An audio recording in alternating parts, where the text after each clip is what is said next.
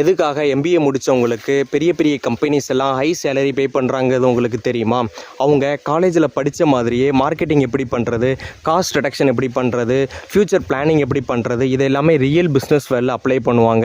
அதுக்காக தான் அவங்களுக்கு ஹை சேலரி வந்து கொடுக்குறாங்க. அதே மாதிரி தான் நானும் எம்பிஏ முடிச்சுட்டு அந்த கான்செப்ட் எல்லாமே என்னோடய கம்பெனிஸ்லையும் அப்ளை பண்ணுறேன். அது மட்டும் இல்லாமல் நம்ம படித்த கான்செப்டை நம்மளோட பிஸ்னஸ்லையும் அப்ளை பண்ணுறதுக்காக என்னோடய ஃபார்ம் லேண்ட்லேயும் நான் வந்து என்ன செய்கிறேன் அப்படின்னா அப்ளை வந்து பண்ணிகிட்டு இருக்கிறேன். நான் இன்றைக்கி ப்ரொடக்ஷனில் ஒரு கான்செப்ட் தான் எங்கள் ஃபார்ம் லேண்டில் அப்ளை பண்ணியிருக்கேன். அதாவது பிபிஎஃப் அப்படிங்கிற ஒரு கான்செப்ட். இந்த வாழை வயலில் நான் வந்து வாழை இலைக்காகவும் வாழைகளை வந்து வளர்க்குறேன். அதே மாதிரி வாழைத்தார்களுக்காகவும் வாழைகளை வந்து வளர்க்குறேன். ஆனால் அதில் நான் செலவிடுற நேரமும் ஒன்று தான், அதுக்குண்டான நிலமும் ஒன்று தான். ஆனால் நம்ம வாழை இலைக்கு அதிக கான்சன்ட்ரேஷன் வந்து கொடுத்தோம் அப்படின்னா வாழைத்தார் வந்து நம்மளுக்கு விளைச்சல் இல்லாமல் போயிடும். அதே மாதிரி வாழை விளைச்சலுக்காக நம்ம வந்து பார்த்தோம் அப்படின்னா வாழை இலைகளிலிருந்து கிடைக்கக்கூடிய வருமானமும் நம்மளுக்கு வந்து போயிடும்.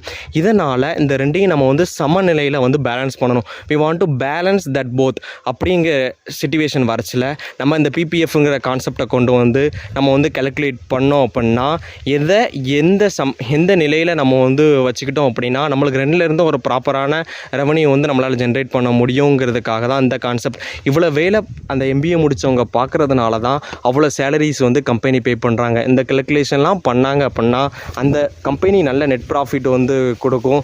அதே மாதிரி நம்மளோட பிஸ்னஸில் அப்ளை பண்ணோம் அப்படின்னா நல்ல ப்ராஃபிட்டும் கிடைக்கும்.